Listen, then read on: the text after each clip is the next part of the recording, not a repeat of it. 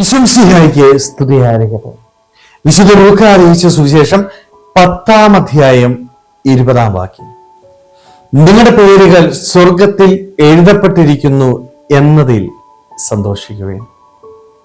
72 ശിഷ്യന്മാര് തിരിച്ചു വന്നപ്പോൾ അവർക്ക് ഒത്തിരിയേറെ സന്തോഷമുണ്ടായിരുന്നു.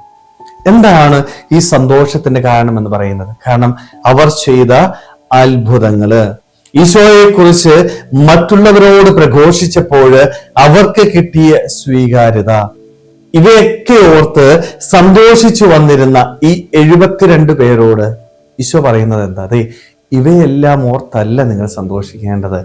നിങ്ങൾ യഥാർത്ഥത്തിൽ സന്തോഷിക്കേണ്ടത് നിങ്ങളുടെ പേരുകൾ സ്വർഗത്തിൽ എഴുതപ്പെട്ടിരിക്കുന്നതിനെ ഓർത്ത് സന്തോഷിക്കുവിൻ. ഭൗതികമായ നേട്ടങ്ങളെ ഓർത്തല്ല നിന്റെ ജീവിതത്തില് നീ സന്തോഷിക്കേണ്ടത്. സ്നേഹമുള്ളവരെ, ഇത് നമ്മുടെയൊക്കെ ജീവിതത്തില് ഇന്ന് പ്രത്യേകമായിട്ട് ഓർക്കാനായിട്ട് സാധിക്കണം. ഇന്ന് നമ്മൾ സന്തോഷിക്കുന്ന എപ്പോഴാ?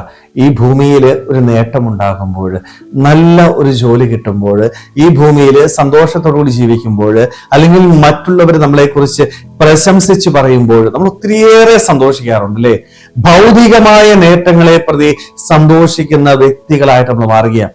പലപ്പോഴും നമ്മുടെയൊക്കെ പ്രവർത്തനം എന്ന് പറയുന്നത് ഈ ഭൂമിയിലെ നേട്ടങ്ങൾക്കും പേരിനും പ്രശസ്തിക്കും വേണ്ടി മാത്രമായിട്ട് മാറുകയാണ്. മറിച്ച് ഈശോ എന്താണ് നമ്മളോട് പറയുന്നത്? നീ ഒരിക്കലും ഭൗതികമായ നേട്ടങ്ങളെ പ്രതി സന്തോഷിക്കാനായിട്ട് ഇടയാവരുത്. മറിച്ച് ദൈവസന്നിധിയില് നിനക്ക് സ്ഥാനം കിട്ടുന്ന രീതിയിൽ പ്രവർത്തിക്കുവാനായിട്ട് സാധിക്കുമ്പോൾ മാത്രമേ യഥാർത്ഥ സന്തോഷം ജീവിതത്തിൽ നേടിയെടുക്കാനായിട്ട് സാധിക്കത്തുള്ളൂ. സ്നേഹമുള്ളവരെ, നമ്മുടെയൊക്കെ പ്രവർത്തനങ്ങളുടെ ലക്ഷ്യം എന്താണ്? ഭൗതികമായ നേട്ടങ്ങളും സ്ഥാനമാനങ്ങളും അംഗീകാരവുമാണെങ്കിൽ ഒന്നോർക്കുക, ഭൂമിയിൽ ഒരു പക്ഷേ എനിക്ക് സ്ഥാനം ലഭിക്കും, എല്ലാവരും എന്നെ ബഹുമാനിക്കുമായിരിക്കും, പക്ഷേ ദൈവസന്നിധിയിൽ എനിക്ക് വിലയില്ലാതായി പോകും.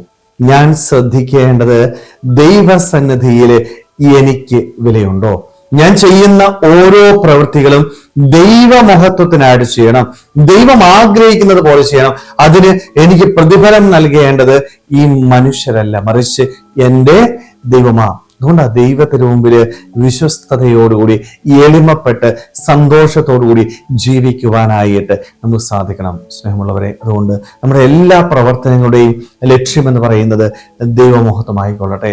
ദൈവത്തെ മറ്റുള്ളവർക്ക് പങ്കുവെച്ചു കൊടുക്കാനായിട്ട്, ദൈവത്തിൽ നിന്ന് സ്ഥാനമാനങ്ങളും അംഗീകാരവും നേടുവാനായിട്ട്, ദൈവസന്നിധിയില് സ്ഥാനം നേടിയെടുക്കാനായിട്ട്, ഈ ഭൂമിയിലെ ഓരോ പ്രവർത്തനങ്ങളും ആ രീതിയിൽ ക്രമീകരിക്കാനായിട്ട് നമുക്ക് ഓരോരുത്തർക്കും ആത്മാർത്ഥമായിട്ട് ആഗ്രഹിക്കാൻ ശ്രമിക്കാം. ദൈവം നമ്മളെല്ലാവരെയും സമൃദ്ധമായിട്ട് അനുഗ്രഹിക്കട്ടെ. ആമേൻ.